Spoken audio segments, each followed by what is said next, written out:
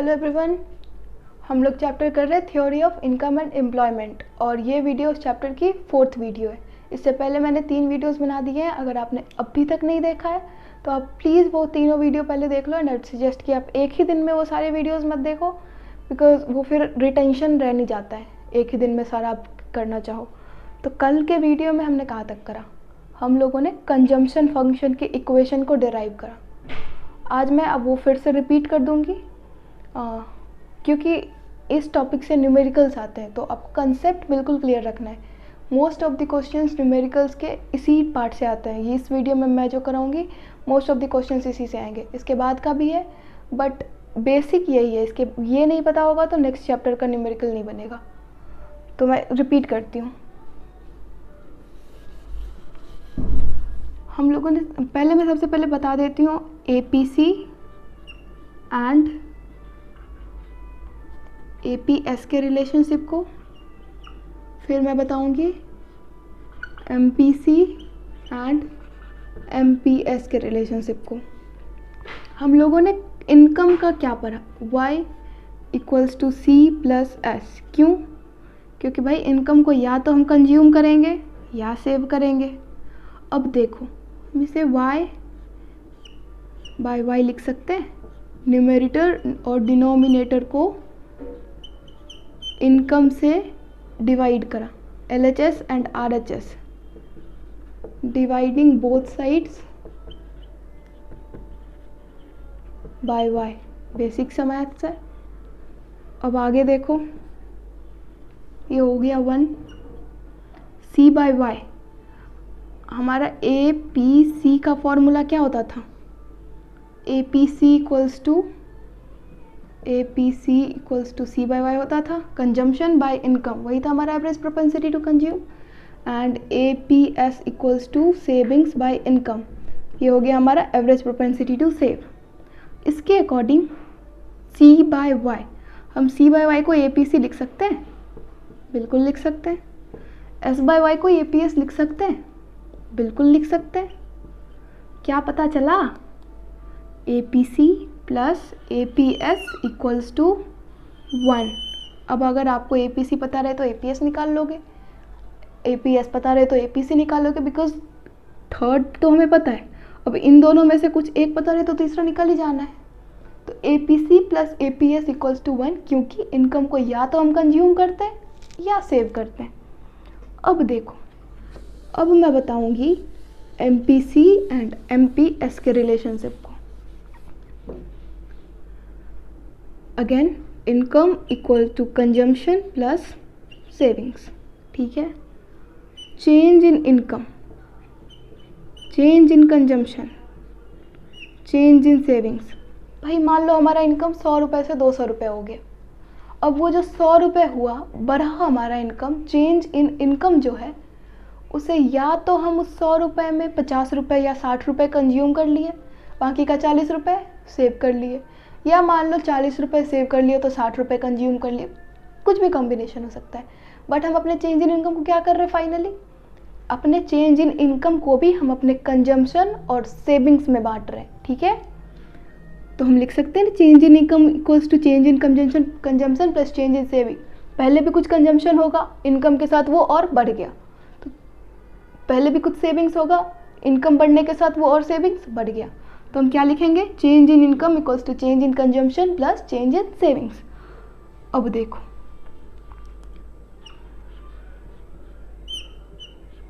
दोनों LHS और RHS के साइड को चेंज इन इनकम से डिवाइड कर दो।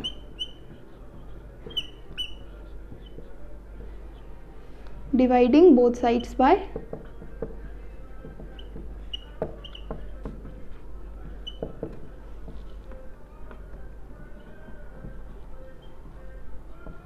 कर सकते हैं ना? बिल्कुल कर सकते हैं भाई, बेसिक सा मैथ्स है। अब देखो, 1 लिख सकते हैं, बिल्कुल लिख सकते हैं। हमने MPC का क्या फॉर्मूला पढ़ा था? Marginal propensity to consume = change in consumption by change in income. यानी हमारा जो इनकम चेंज हो रहा है उसका कौन सा पार्ट हम कंज्यूम कर रहे हैं, चेंज इन इनकम के कौन से पार्ट को, एपीसी में क्या था कि हमारे टोटल इनकम के कौन से पार्ट को हम कंज्यूम कर रहे हैं, उसको इनकम से डिवाइड कर दिया तो वो हमारा एपीसी हो गया। अब हमारे चेंज इन इनकम को चेंज इन कंजम्पशन, मतलब चेंज इन कंजम्पशन को चेंज इन इनकम से डिवाइड करेंगे तो हमारा क्या आएगा, MPC. Just like that MPS भी ऐसा ही चीज़ है भाई, चेंज इन सेविंग्स को चेंज इन इनकम से डिवाइड करा तो वो आ गया हमारा एमपीएस। नाउ हम लोग del C by del Y को लिख सकते हैं एमपीसी, बिल्कुल लिख सकते हैं भाई, लिखा हुआ है सामने दिख रहा है। Change in savings by change in income को लिख सकते हैं एमपीएस, बिल्कुल लिख सकते हैं भाई, क्यों नहीं लिखेंगे। अब देखो पहले हमें क्या पता चला था, average propensity to consume plus average propensity to save equal to 1। अब फिर क्या पता चला, marginal propensity to consume plus marginal propensity to save equal to 1। दो बहुत इंपॉर्टेंट कंक्लूजन पे हम लोग आए, एक तो MPC plus MPS equal to 1 और दूसरा APC plus APS equal to 1। ऐसा क्यों आया, क्योंकि हम अपने इनकम को या तो कंज्यूम कर रहे हैं या सेव कर रहे हैं। चलो ये तो क्लियर हो गया, बिल्कुल दिमाग में इस चीज़ को रखना, एक तो ये और दूसरा APC plus APS equals to 1। अब मैं आपको बताऊंगी हम अपने कंजम्पशन फंक्शन से इक्वेशन को कैसे डिराइव कर रहे हैं, कंजम्पशन फंक्शन वाली इक्वेशन को कैसे डिराइव कर सकते हैं। ना पहली चीज, कंजम्पशन के बारे में हमें क्या पता है, सबसे पहली चीज़ तो हमें ये पता है मोस्ट इम्पॉर्टेंट कि इनकम का लेवल भले हमारा जीरो हो बट हमारा कंजम्पशन कभी जीरो नहीं हो सकता। क्यों नहीं हो सकता, because even at zero level of income अपने लाइफ को सस्टेन करने के लिए हमें कुछ ना कुछ एक ऑटोनोमस लेवल ऑफ कंजम्पशन चाहिए। ऑटोनोमस लेवल ऑफ कंजम्पशन को हम किससे रिप्रेजेंट कर रहे हैं, सी बार से। पहली चीज़ हमें कंजम्पशन के बारे में ये पता है कि even if the level of income is zero, we are making some autonomous level of consumption, and that autonomous level of consumption is independent of income. Income कुछ भी हो, हमारा एक फिक्स है कि भाई इतना तो हमें चाहिए ही, इनकम कुछ भी रहे वो हमारा फिक्स है। हाँ, फिर हमारा इंड्यूस्ड कंजम्पशन है जो कि हमारा चेंज इन इनकम के साथ बढ़ता जा रहा है, वो इंक्रीज होगा, बट एक autonomous level of consumption at every level of income will be same. तो मैं बता रही थी ऑटोनोमस लेवल ऑफ कंजम्पशन, हमारा इनकम का कुछ भी लेवल हो, it is independent of that. Consumption के बारे में एक तो पहले ये पॉइंट जानते हैं। दूसरा point, our consumption increases with increase in the level of income. See consumption and income shows positive relationship, मतलब हमारा इनकम जैसे जैसे बढ़ेगा हमारा लेवल ऑफ कंजम्पशन वैसे वैसे बढ़ता जाएगा। इट शोज पॉजिटिव रिलेशनशिप, इसलिए इसका हमारा जो कंजम्पशन कर्व था it was upward sloping straight line. Straight line क्यों था, क्योंकि हमारा जो एमपीसी है विच represents the slope of consumption curve. मैंने एमपीसी के बारे में क्या बताया कि एमपीसी जितना ज़्यादा होगा, more the MPC more the slope. तो with an increase in the level of income हमारा कंजम्पशन कितना बढ़ रहा है वो कौन शो करता है, marginal propensity to consume. And उसी को हम क्या कहते हैं, मार्जिनल प्रोपेंसिटी टू कंज्यूम को ही हम स्लोप ऑफ कंजम्पशन कब कहते हैं। जितना ज़्यादा हमारा एमपीसी होगा उतना ज़्यादा हमारा स्लोप होगा। ठीक है, चलो दो चीज़ें हमें कंजम्पशन के बारे में पता है। नाउ कम्स कि भाई कंजम्पशन का इक्वेशन कैसे डिराइव करूँ। दो चीज़ें तो पता है बट इक्वेशन कैसे डिराइव करनी है। अब देखो, कंजम्पशन इक्वल्स टू, क्या पता है कि कुछ भी लेवल ऑफ इनकम रहे, एक मिनिमम लेवल ऑफ कंजम्पशन जिसे हम ऑटोनोमस कंजम्पशन कहते हैं वो तो रहेगा ही। उसे हम किससे रिप्रेजेंट करते हैं, सी बार। ये हो गया हमारा ऑटोनोमस लेवल ऑफ कंजम्पशन। ठीक है, अब ऑटोनोमस लेवल ऑफ कंजम्पशन के बाद हमारा क्या कंजम्पशन होगा, उसे कौन रिप्रेजेंट करता है, हमारा एमपीसी। कल मैंने बताया था एमपीसी को हम किससे रिप्रेजेंट करते हैं, बी से। ठीक है, अब देखो ये कंजम्पशन तो हमारा हो गया ऑटोनोमस वाला। अब इसके बाद हम क्या कंज्यूम कर रहे हैं कैसे पता चलेगा। अब मान लो हमारा लेवल ऑफ इनकम है 200, ठीक है, एमपीसी कल हमारा था 0.8, ये हो गया हमारा बी, ये हो गया हमारा वाई। तो 200 लेवल ऑफ इनकम पे हमारा क्या कंजम्पशन होगा, कैसे पता चल रहा था कि भाई हम 200 इंटू 0.8 मतलब 200 का 80% हम कंज्यूम कर रहे हैं, तो ये क्या हो गया 160। 200 में हम 160 रुपये कंज्यूम कर रहे हैं, कैसे पता चला, एमपीसी से पता चला। अब मान लो हमारा इनकम है 400 रुपये, कैसे पता चलेगा, भाई ये तो कांस्टेंट है ना, हमने एजम्पशन ले रखा है, स्ट्रेट लाइन है हमारे कंजम्पशन कर्व का, हमारी एमपीसी कांस्टेंट है। अब हमारी एमपीसी है 0.8 मतलब हम 400 का भी 80% खर्च कर रहे हैं, तो 400 में 320 रुपये हम लोग कंज्यूम करेंगे, 200 में 160 रुपये कंज्यूम करेंगे। किससे पता चल रहा है, एमपीसी से पता चल रहा है। कैसे पता चल रहा है, बी इंटू वाई कर दे रहे हैं।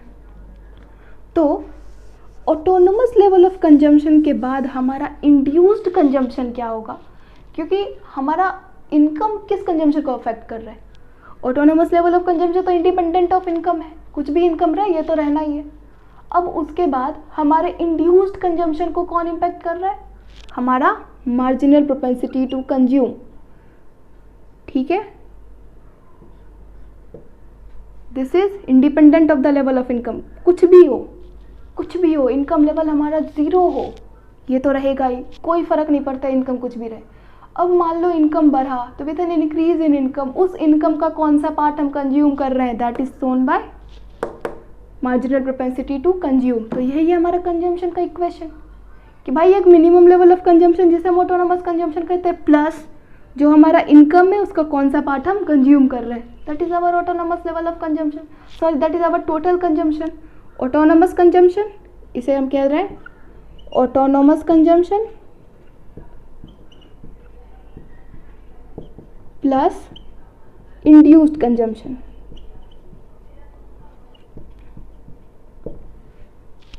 अब देखो ऑटोनोमस कंजम्पशन क्या चीज़ है भाई, इंडिपेंडेंट, भाई हम कुछ तुम दुनिया जाए बाहर में, इंडिपेंडेंट, दुनिया कहीं भी जाए मुझे होना है। आदमी का इनकम भले 0 हो बट एक कुछ ना कुछ तो चाहिए जिंदा रहने के लिए, तो that is our C bar.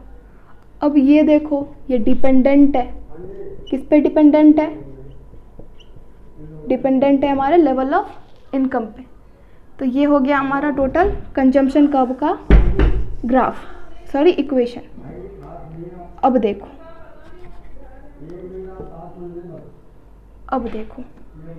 Consumption curve के इक्वेशन को तो हम निकाल लिए। अब आपको कंजम्पशन पता है तो आप सेविंग्स नहीं निकाल लोगे। एक बात बताओ, हमारे इनकम का क्या था, income equals to consumption plus savings, ठीक है। अब मान लो हमें इनकम पता है, कंजम्पशन पता है, तो क्या हम सेविंग्स नहीं निकाल सकते हैं। इनकम पता है, कंजम्पशन पता है, हमें सबसे पहले तो एमपीसी हमारा कितना था, MPC equals to 0.8, income level हमने ले लिया 100, ठीक है भाई ले लिया। ऑटोनोमस लेवल ऑफ कंजम्पशन हमने ले लिया 40, ठीक। अब इस डेटा से अगर कोई हमें कहे कि भाई साहब आप हमें कंजम्पशन एंड सेविंग्स निकाल के दो, निकाल लोगे, ट्राई करते भाई। सबसे पहले कंजम्पशन निकालने का, सी इक्वल्स टू क्या था, सी bar plus B into Y था ना। सी बार हमारा कितना है 40 है भाई, प्लस बी कितना है 0.8 है, वाई कितना है 100 है। निकल गया consumption 40 plus 80, C equal to 120, consumption निकल गया। सेविंग्स निकाल सकते हो भाई, इनकम हमें पता है कितना है 100, इनकम पता है कितना है 100, कंजम्पशन कितना है 120, सेविंग्स कितनी होगी निकाल लोगे। Savings equals to income minus consumption, savings equals to 100 minus 120, S equal to -20, यानी हम लोग इस लेवल ऑफ इनकम पे डिस सेविंग्स कर रहे हैं। कितने रुपए की डिस सेविंग्स, 20 रुपए की डिस सेविंग्स, ओके। नाउ यहाँ तक तो हम कर लिए कि भाई साहब हमारे पास इनकम दिया हुआ रहे, एमपीसी दिया हुआ रहे and autonomous level of consumption दिया हुआ रहे, तो हम उससे अपना टोटल कंजम्पशन निकाल सकते हैं। सेविंग्स का भी हमारे क्या आया था कंजम्पशन का formula, C equal to C bar plus B Y, क्या आया था ना। अब हम इससे सेविंग्स के इक्वेशन को डिराइव कर सकते हैं। ये हमारा कंजम्पशन का इक्वेशन है, अब हम इसी से सेविंग्स के इक्वेशन को भी डिराइव कर सकते हैं। अब देखो कैसे होगा जादू। क्या होता है y C प्लस एस, पता है भाई इनकम को या तो कंज्यूम करेंगे या सेव करेंगे। सेविंग्स हमें निकालना है, y माइनस सी लिख सकते हैं, इसे मान लो 1, इक्वेशन 1। अब देखो भाई c को हम c bar plus b into Y लिख सकते हैं फ्रॉम 1,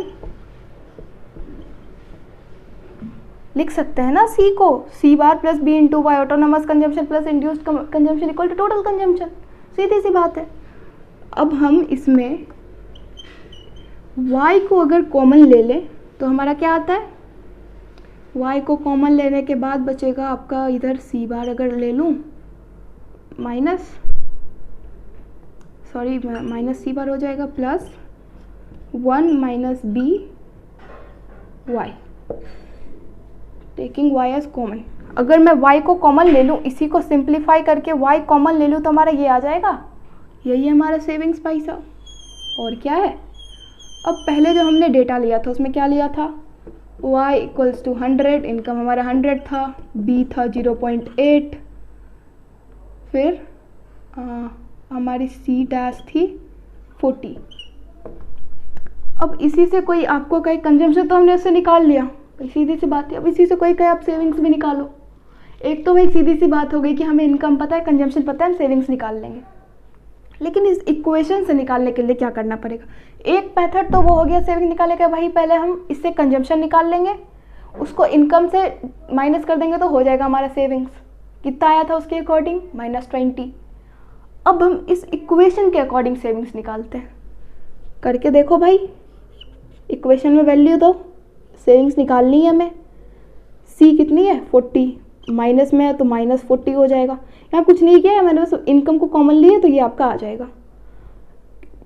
ऑटोनोमस कंजम्पशन -40 ले लिया, क्यों लिया, क्योंकि भाई इस लेवल पे हमारी इनकम तो 0 थी बट स्टिल हमारा कंजम्पशन हो रहा था, और इसलिए डिससेविंग कितना 40 रुपये का, माइनस सेविंग्स हो गया, सॉरी -40 हो गया, प्लस 1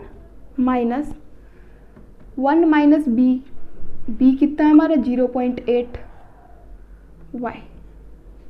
y कितना है 100, निकल गई भाई वैल्यू हमारी, -40 plus 0.2 into 100, s equal to -40 plus 20, s equal to -20। पहले भी हमारी वैल्यू कितनी आई थी सेविंग्स की -20, यानी हम डिससेविंग्स कर रहे थे पहले मेथड से।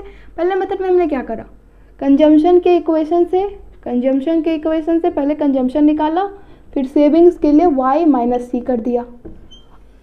सेकेंड वाले मेथड में, ये हो गया हमारा फर्स्ट मेथड। सेकेंड वाले मेथड में हम सेविंग्स के इक्वेशन में ही, दिस इज सेविंग्स का इक्वेशन, भैया ऐसे मार्क कर लो, दिस इज सेविंग्स का इक्वेशन, और इसी में हम सारे वैल्यू पुट करके निकाल सकते हैं। तो आपकी जिसमें कन्वीनियंस फील करो, आपको जो आसान लगे आप वो कर लो। अगर आप सेविंग्स के इक्वेशन में सारे वैल्यूज पुट करके सेविंग्स निकाल दो तो भी सही है भाई। अगर आप कंजम्पशन के इक्वेशन में सारे वैल्यूज पुट करके कंजम्पशन निकाल के उसके बाद सेविंग्स निकाल लो, वो भी सही हो जाएगा।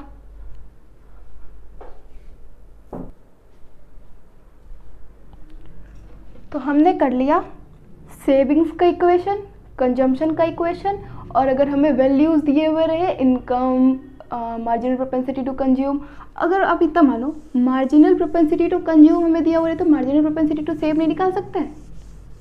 थोड़ा लगाओ तो दिमाग, अभी मैंने बताया था। अगर हमें मार्जिनल प्रोपेंसिटी टू कंज्यूम, जिसको हम बी भी कहते हैं, दिया हुआ रहे तो क्या हम मार्जिनल प्रोपेंसिटी टू सेव नहीं निकाल सकते?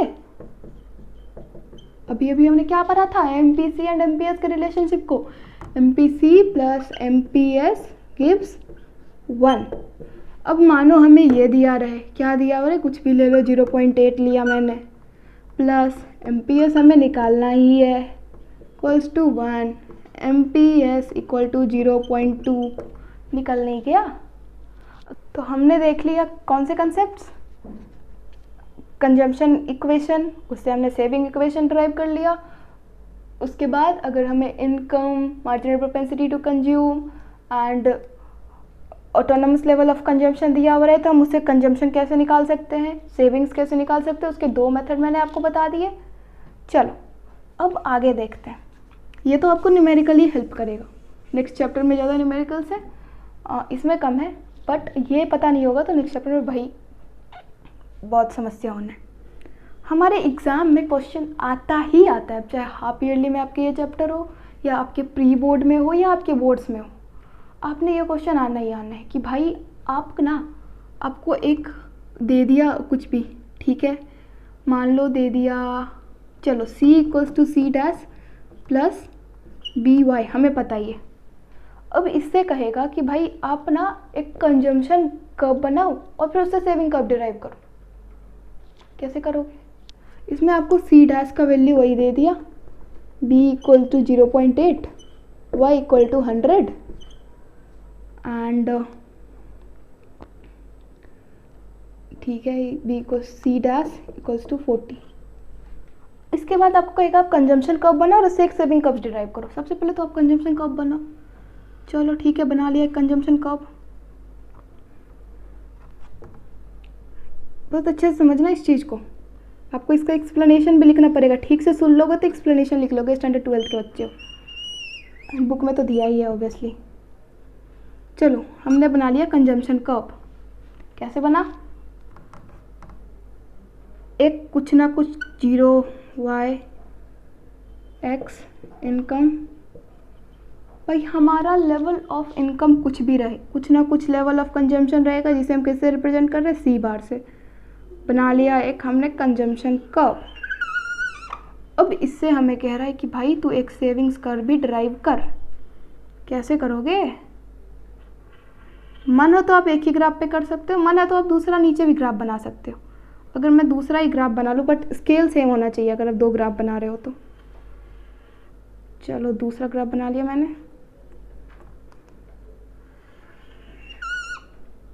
This is our y axis, this was our consumption, this is our savings, origin, x axis, income. चलो हमें क्या पता है कंजम्पशन एंड सेविंग्स के बारे में कि भाई जो हमारा लेवल ऑफ इनकम अगर 0 है तो कुछ ना कुछ ऑटोनोमस लेवल ऑफ कंजम्पशन हो रहा है जिसे हम सी बार से रिप्रेजेंट कर रहे हैं। और उस 0 लेवल ऑफ इनकम पे हमारी सेविंग्स कितनी होगी?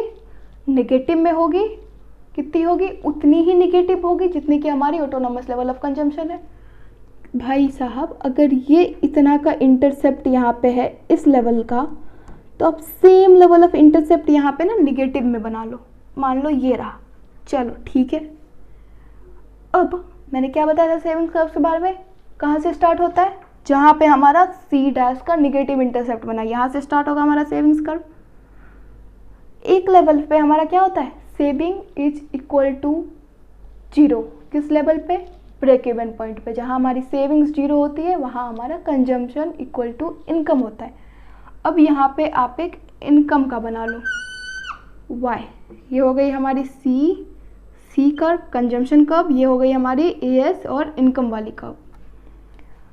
Hair c equal to y, तो यहाँ पे हमारी सेविंग्स कितनी होगी हमें पता था, अगर कंजम्पशन इक्वल टू इनकम है C y equal to C plus S होता है।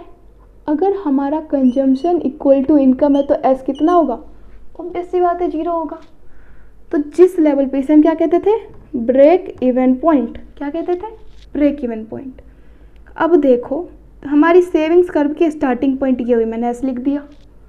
अब इस लेवल पे हमारी सेविंग्स कितनी है? 0 है। आजा भाई, ये लेवल ऑफ इनकम है कौन सा? ये। इस लेवल ऑफ इनकम पे हमारी सेविंग्स कितनी है? 0 है। चलो और नीचे आ जाओ, सेम इसी लेवल इनकम पे, इस लेवल इनकम पे हमारी कंजम्पशन इक्वल टू इनकम है। अब इसी लेवल ऑफ इनकम पे हमारी सेविंग्स कितनी होगी? 0। आपके पास 2 पॉइंट है, 2 पॉइंट पे एक लाइन नहीं खींच सकते हो? अरे बच्चों वाली बात है भाई, दोनों पॉइंट्स बस मिलाने हैं और क्या ही करना है। बन गया हमारा सेविंग्स का ग्राफ।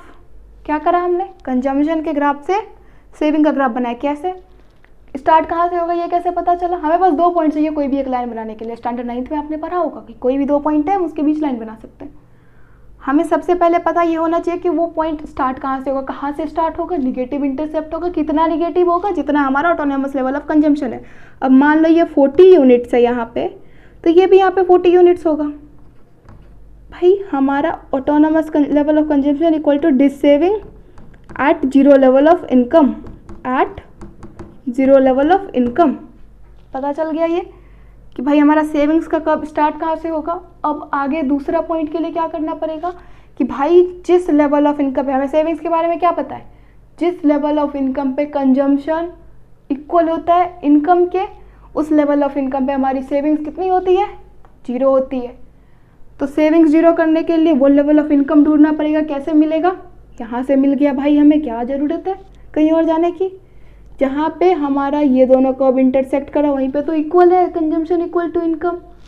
अब इस लेवल ऑफ इनकम के एवज में हमारा क्या लेवल ऑफ इनकम रहा सेविंग्स कर्व पे, वो मिला देंगे।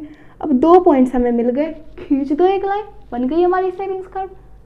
बस इसे ही एक्सप्लेन करना है आपको, क्योंकि एग्जाम में ये क्वेश्चन आता है। अब इसी तरह से आप सेविंग कर्व से कंजम्पशन कर्व भी डिराइव कर सकते हो। कैसे कर सकते हो वो भी मैं आपको बता देती हूँ। वैसे बुक में ये दिया हुआ नहीं है, बट एग्जाम में क्वेश्चन आता है इसलिए मैं आपको बता देती हूँ। कंजम्पशन कर्व से सेविंग कर्व तो शायद बुक में दिया है, बट सेविंग से कंजम्पशन कर्व वो दिया है कि भाई आप इसी तरह से कर सकते हो। चलो सबसे पहले बना लो एक सेविंग्स कर्व। कैसे बनता है भाई, बड़ा आसान है, बहुत आसान है भाई। This is Y, this is X, this is origin. अब देखो भाई यहाँ से मान लो हमारी -c' है, सेविंग्स स्टार्ट हुई, S S curve here, s equal to 0, it is also called break even point. अब दूसरा सेम स्केल का एक और ग्राफ बना लो, ऐसा कर दो, 0 ले लो, y axis, x axis income, ये हो गया था हमारा सेविंग्स, ये हो गया था हमारा कंजम्पशन। अब कोई भी लाइन बनाने के लिए कितने पॉइंट्स चाहिए, 2 पॉइंट्स। पहले पॉइंट का पता कैसे चलेगा भाई, सेविंग्स कर्व पे जितनी निगेटिव इंटरसेप्ट होगी हमारे कंजम्पशन की, जो भी निगेटिव इंटरसेप्ट होगी हमारे कंजम्पशन की, वही हमारा ऑटोनोमस लेवल ऑफ कंजम्पशन है, वही हमारा starting point of consumption curve है। सिंपल सी बात है, पहले ही वीडियो में बताया था मैंने, ये रही इतनी ही सेम टू सेम आप यहाँ करा लो। चलो करा लिया, यहाँ से हो रही है हमारी कंजम्पशन कर्व स्टार्ट। अब दूसरा पॉइंट कहाँ भाई, ये तो इधर भी चला जाएगा, ये तो इधर भी चला जाएगा, ये तो इधर भी चला जाएगा, कोई दूसरा पॉइंट चाहिए ना एक बनाने के लिए रिलेवेंट, कि भाई कौन सा है असली वाला कंजम्पशन कर्व। तो जिस लेवल ऑफ इनकम पे सेविंग्स 0 है, वो लेवल ऑफ इनकम हमारा किसके इक्वल होगा, उस लेवल पे हमारा कंजम्पशन किसके इक्वल होगा, इनकम के इक्वल होगा। कहाँ पे इक्वल होगा, दूसरा पॉइंट चाहिए हमें। चलो पहला पॉइंट पता चल गया, दूसरा पॉइंट हमें चाहिए। दूसरे पॉइंट के लिए हमें क्या पता है कि भाई जिस लेवल ऑफ इनकम पे हमारी सेविंग्स 0 होगी, उस लेवल ऑफ इनकम पे हमारा कंजम्पशन इनकम के इक्वल होगा। सिंपल सी बात है भाई, y equal to c plus S. अब जिस लेवल ऑफ इनकम पे हमारी सेविंग्स 0 है, 0, उसी लेवल ऑफ इनकम पे हमारा y इक्वल टू c होगा ना, कुछ और तो हो नहीं सकता है। अब ये लेवल ऑफ इनकम है जहाँ पे हमारी सेविंग्स 0 है। अब इसके एवज में कंजम्पशन कर्व के इनकम लेवल को ढूंढो। मिल गया, मिल गया भाई। इस लेवल ऑफ इनकम पे हमारी कंजम्पशन इनकम के इक्वल होनी है। ये हमारा स्टार्टिंग पॉइंट था, यहाँ पे इक्वल करा दो। थोड़ा लाइन टेढ़ा हो गया, यहाँ पे आप इक्वल करा दो। This is our consumption curve. हमने क्या पढ़ा, कंजम्पशन कर्व से सेविंग्स कर्व कैसे निकालेंगे एंड सेविंग कर्व से कंजम्पशन कर्व कैसे निकालेंगे। क्या चाहिए, 2 पॉइंट चाहिए, एक स्टार्टिंग पॉइंट और दूसरा जो पॉइंट मिलाना है। स्टार्टिंग पॉइंट कैसे पता चला, जो हमारा ऑटोनोमस लेवल ऑफ कंजम्पशन का इंटरसेप्ट है, उससे हमारा स्टार्टिंग पॉइंट पता चल गया कि भाई 0 लेवल ऑफ इनकम पे हमारा क्या कंजम्पशन या क्या सेविंग्स होना है। अब देखो दूसरा पॉइंट कहाँ मिलेगा, जिस लेवल ऑफ इनकम पे हमारी सेविंग्स जीरो होगी वहाँ हमारा कंजम्पशन इक्वल टू इनकम होता है। अगर हमें वो पता चल, एक ग्राफ से तो हमें वो पॉइंट पता चल गया कि हमारा सेविंग्स जीरो है कहाँ पे है या हमारा कंजम्पशन इक्वल टू इनकम कहाँ पे है, तो उसके एवज में दूसरा लेवल ऑफ इनकम ले लो, मिला दो दोनों पॉइंट्स, बन गए भाई। और क्या ही था इसमें, फालतू में दिमाग लगा रहे थे हम लोग। तो आज हम लोगों ने कर लिया सेविंग्स कर्व का derivation both from equation and graph. अगर यहाँ तक किसी को कोई समस्या है तो आप मुझे मैसेज कर देना, मैं आपको बता दूंगी। अब हमारा आज का नया टॉपिक है इन्वेस्टमेंट फंक्शन। अब तक हम लोगों ने क्या पढ़ा, कंजम्पशन, सेविंग्स, तीसरा है हमारा इन्वेस्टमेंट।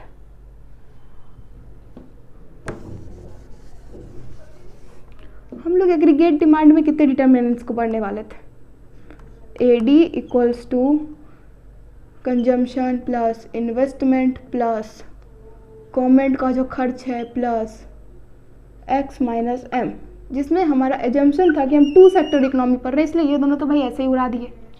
एजम्पशन तो हमारा ये भी है कि इन्वेस्टमेंट हमारा कांस्टेंट है, बट स्टिल हमें उसके बारे में पढ़ना है, वो बाद में मैं दूंगी कि इन्वेस्टमेंट कांस्टेंट है। अभी तो भाई आप पढ़ लो कि भाई इन्वेस्टमेंट क्या चीज़ है। सबसे पहली चीज़ इन्वेस्टमेंट फंक्शन। इन्वेस्टमेंट क्या चीज़ होता है, सबसे पहला सवाल आपके दिमाग में है कि भाई इन्वेस्टमेंट क्या चीज़ है।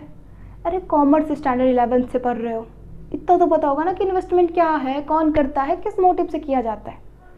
तो इन्वेस्टमेंट हमारे इनकम का, हमारे नहीं, जो फर्म्स हैं जिनकी मोटिव प्रॉफिट की है, तो फर्म्स के इनकम का वो लेवल जो वो आगे इन्वेस्ट करना चाह रहे हैं, there fix asset, raw material, whatever, वो अपने इनकम का कौन सा पार्ट इन्वेस्ट करना चाह रहे हैं, उसे हम लोग कहते हैं इन्वेस्टमेंट। हमारे लिए नहीं है, फर्म्स के लिए इन्वेस्टमेंट। हाउस होल्ड तो करेंगे नहीं, हाउस होल्ड तो इन्वेस्ट नहीं करेंगे, हाउस होल्ड तो कंज्यूम करते हैं, वो तो कंजम्पशन एक्सपेंडिचर कहलाता है। इन्वेस्टमेंट एक्सपेंडिचर फर्म्स करते हैं, किस मोटिव से करते हैं, प्रॉफिट मोटिव से करते हैं। चलो अब इसके बारे में थोड़ा पढ़ो। दो टाइप के इन्वेस्टमेंट होते हैं, पहला इंड्यूस्ड इन्वेस्टमेंट, दूसरा ऑटोनोमस इन्वेस्टमेंट। पहला ऑटोनोमस इन्वेस्टमेंट एंड दूसरा इंड्यूस्ड इन्वेस्टमेंट। इसके बाद का मैं जो टॉपिक आपको बताऊंगी उसमें हमें इन्वेस्टमेंट को कांस्टेंट रखना है, हमें मेनली ऑटोनोमस इन्वेस्टमेंट पर फोकस करना है, but for the sake of your knowledge, your information and also exam, आपको इन्वेस्टमेंट के बारे में पता होना चाहिए। कांस्टेंट तो बाद में रखेंगे भाई, मतलब पता तो होना चाहिए क्या चीज़ है। दो टाइप के इन्वेस्टमेंट कौन कौन से, autonomous investment and induced investment. अब एक बात बताओ, इस चैप्टर में हम कौन सा इन्वेस्टमेंट पढ़ रहे हैं, एक्स एंटी इन्वेस्टमेंट। दूसरी बात ये बताओ, ऑटोनोमस इन्वेस्टमेंट नाम सुन के कुछ दिमाग में खटक रहा है, ऑटोनोमस वर्ड हमने पढ़ा था अभी तो मैं चर्चा कर रही थी ऑटोनोमस कंजम्पशन की। ऑटोनोमस कंजम्पशन क्या था, that level of consumption which is independent of level of income. भाई लेवल ऑफ इनकम कुछ भी रहे उतना तो लेवल ऑफ कंजम्पशन होना ही था। ऑटोनोमस का मतलब ही होता है, बहुत सारे, जैसे दिल्ली यूनिवर्सिटी है, उसमें एक कॉलेज है सेंट स्टीफन्स, उसे एक ऑटोनोमस कॉलेज माना जाता है। कोलकाता यूनिवर्सिटी है, उसमें एक कॉलेज है सेंट जेवियर्स, ऑटोनोमस कॉलेज है। भाई पूरे यूनिवर्सिटी की क्या गाइडलाइंस है, क्या रूल्स है, क्या रेगुलेशंस है, उससे उसे मतलब नहीं है। वो अपने अलग रूल्स बनाएगा, अपना अलग करिकुलम बनाएगा, अपने, उसकी सारी प्रोसेस अलग होती है, उसका एडमिशन का क्राइटेरिया अलग होगा। तो वो क्या है, ऑटोनोमस बॉडी है, ठीक है। अब देखो इन्वेस्टमेंट फंक्शन में हमारा एक टाइप ऑफ इन्वेस्टमेंट है ऑटोनोमस इन्वेस्टमेंट।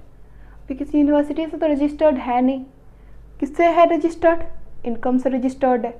तो भाई हमारा ऑटोनोमस इन्वेस्टमेंट वो लेवल ऑफ इन्वेस्टमेंट है that is independent of our level of income. हमारा लेवल ऑफ इनकम कुछ भी रहे, वो एक ऑटोनोमस इन्वेस्टमेंट होना ही होना है, ठीक है। तो कुछ भी लेवल ऑफ इनकम रहे, मान लो हम ऑटोनोमस इन्वेस्टमेंट को रखते हैं 20 रुपये, ठीक है।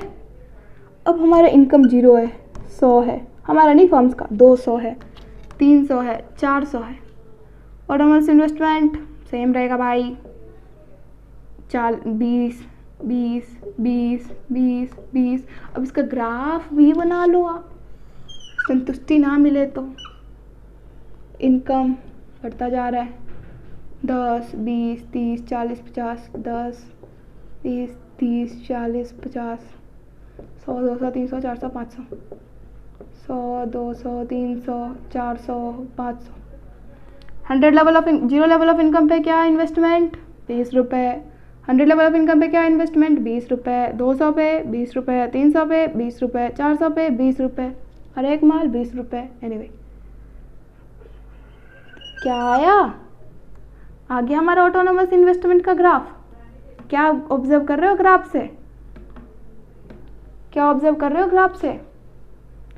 कि हमारा जो इन्वेस्टमेंट का ग्राफ है I curve, it is parallel to x axis, horizontal line parallel to x axis, and it is independent of the level of income. Level of income कुछ भी रहे, हमारा इन्वेस्टमेंट कैसा है? सेम है भाई। चलो ये समझ आ गया, बहुत बढ़िया। This is our autonomous investment curve. अब नेक्स्ट चीज़ है हमारी इंड्यूस्ड इन्वेस्टमेंट।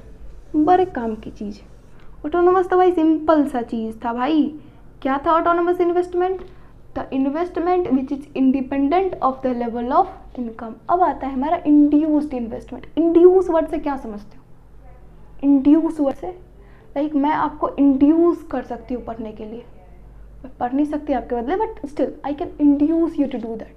मतलब मैं आपको कुछ ऐसा मोटिव दे दूंगी जिससे आपके अंदर कुछ ऐसा आ जाएगा जिससे आप पढ़ने के लिए इंड्यूस्ड हो जाओगे, कुछ काम मेरे अकॉर्डिंग आप करने लगोगे। तो वो इन्वेस्टमेंट जो कि प्रॉफिट मोटिव के अकॉर्डिंग होता है। अगर फर्म को ऐसा लगेगा कि हाँ भाई नियर फ्यूचर में हमारा प्रॉफिट बढ़ रहा है, तो वो इन्वेस्टमेंट करेगा। ऑटोनोमस तो उसे करना है irrespective of the level of income, irrespective of the motive of profit. वो सिर्फ लेवल ऑफ इनकम से इंडिपेंडेंट नहीं था ऑटोनोमस, वो मोटिव ऑफ प्रॉफिट से भी इंडिपेंडेंट था। भाई आपको प्रॉफिट मोटिव लगे या ना लगे, एक लेवल ऑफ इन्वेस्टमेंट आपको करना ही पड़ेगा। उसे हम कहते हैं ऑटोनोमस इन्वेस्टमेंट। लेकिन वो इन्वेस्टमेंट जो कि प्रॉफिट मोटिव से इंड्यूस होता है कि भाई अगर हमें लगेगा कि हाँ हमें प्रॉफिट हो रहा है ये पैसा लगाने से, हम फिर ही करेंगे इंड्यूस्ड इन्वेस्टमेंट। सिंपल सी बात है।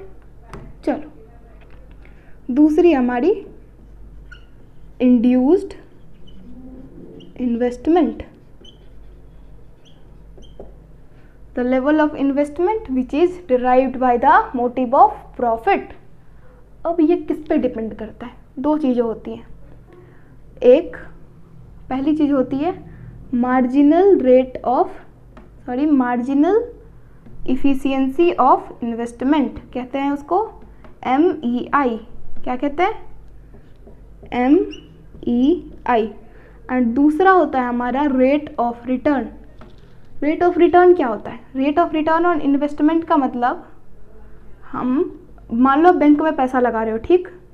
आपको बैंक कितना आप अगर बैंक में पैसा इन्वेस्ट कर रहे हो तो आपको बैंक कितना रिटर्न देगी, उसे कहते हैं हम लोग रेट ऑफ इंटरेस्ट या रेट ऑफ रिटर्न आप कह लो। रेट ऑफ इंटरेस्ट वैसे आप पढ़े होगे मनी एंड बैंकिंग चैप्टर में, बट मैं आपको बता देती हूँ फिर से।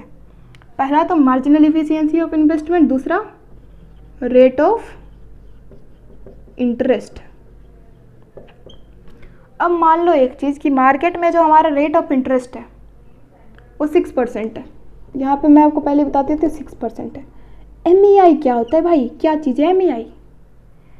MEI वो एक्सपेक्टेड नेट रिटर्न है हमारे इन्वेस्टमेंट का, जो कि हमें नियर फ्यूचर में मिलने वाला है। अगर हम कुछ इन्वेस्टमेंट कर रहे हैं तो उसका जो नेट रिटर्न होगा, नेट में वहाँ यहाँ वर्ड यूज़ कर रही हूँ, net returns from our investment, इसे ही हम लोग कहते हैं MEI। किस पे डिपेंड करता है? ये दो चीज़ों पे डिपेंड करता है। तो सप्लाई प्राइस, यानी कि सप्लाई प्राइस क्या होता है? अब देखो MEI, चलो हटाओ तो मैं पहले रेट ऑफ इंटरेस्ट को, पहले मैं मार्जिनल इफिशियंसी ऑफ इन्वेस्टमेंट आपको अच्छे से बताती हूँ।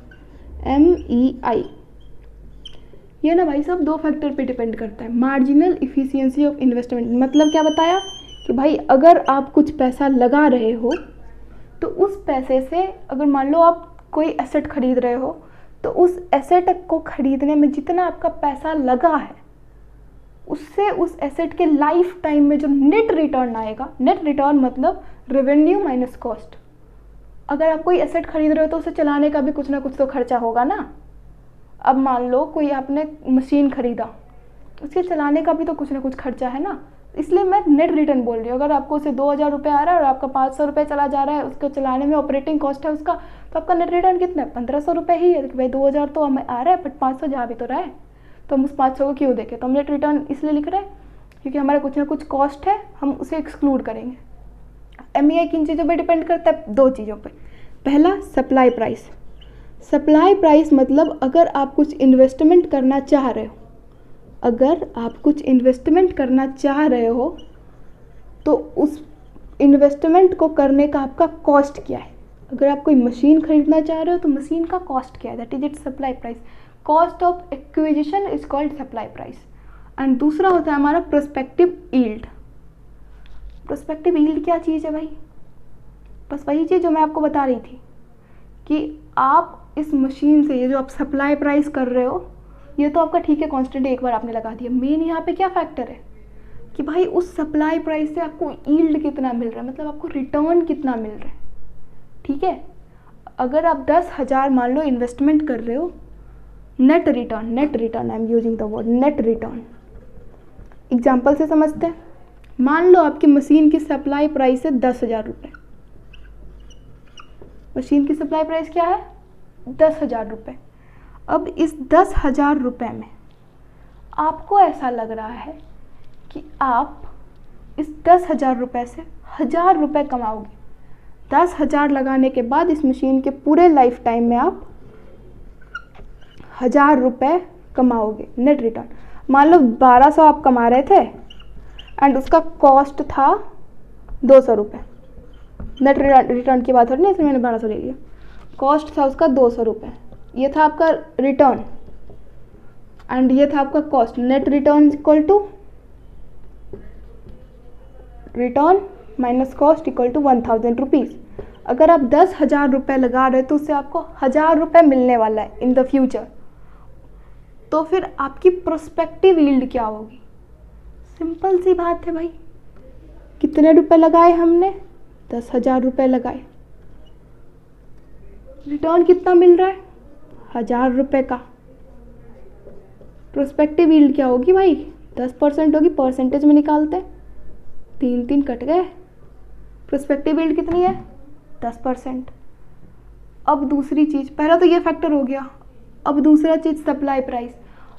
सीधी सी बात समझो ना भाई, अगर आपने इन्वेस्टमेंट करना है और उस मशीन की प्राइस कम है, आप उसके तरफ ज़्यादा इंक्लाइन होगे ना। अगर सप्लाई प्राइस कम होती तो ऑफकोर्स वो हमारा जो प्रोस्पेक्टिव यील्ड है वो ज़्यादा होता, क्योंकि सप्लाई प्राइस डिनोमिनेटर में है ना। Net return by prospective yield की डेफिनेशन मैं आपको बता रही हूँ, net return by supply price into 100। अब अगर सप्लाई प्राइस मान लो हमारी कम होगी तो ऑफकोर्स हमारा नेट रिटर्न ज़्यादा होगा। सप्लाई प्राइस ज़्यादा होगा तो नेट रिटर्न प्रोस्पेक्टिव यील्ड कम होगा। ठीक है, अब अगर नेट रिटर्न ज़्यादा है कि भाई ठीक है सप्लाई प्राइस तो कुछ भी है बट नेट रिटर्न हमारा बहुत ज़्यादा है, तो ऑब्वियसली हमारा प्रोस्पेक्टिव यील्ड ज़्यादा होगा, हमारी मार्जिनल इफिशियंसी ऑफ इन्वेस्टमेंट ज़्यादा होगी। तो सप्लाई प्राइस हमारे इन्वेस्टमेंट को कैसे डिटरमाइन करता है कि अगर जितना कम सप्लाई प्राइस होगा उतना ज़्यादा इन्वेस्टमेंट होगा। प्रोस्पेक्टिव यील्ड कैसे करता है कि भाई जितना ज़्यादा सप्लाई प्राइस जितना ज़्यादा प्रोस्पेक्टिव यील्ड होगा उतना ज़्यादा हमारा इन्वेस्टमेंट होगा। प्रोस्पेक्टिव यील्ड हम लोग कैसे निकालते हैं? जो हमारा नेट रिटर्न है, मतलब return minus cost, that is net return. Net जहाँ भी वर्ड हो कुछ ना कुछ उससे घट रहा है, इतना याद रखो। कहीं भी नेट वर्ड पर हो ना तो उससे कुछ ना कुछ घट रहा है। तो net written by supply price into 100। अब आगे देखो भाई, पहली तो हमारी MEI कितनी निकल गई? मार्जिनल इफिशियंसी ऑफ इन्वेस्टमेंट कितनी निकली थी? 10%।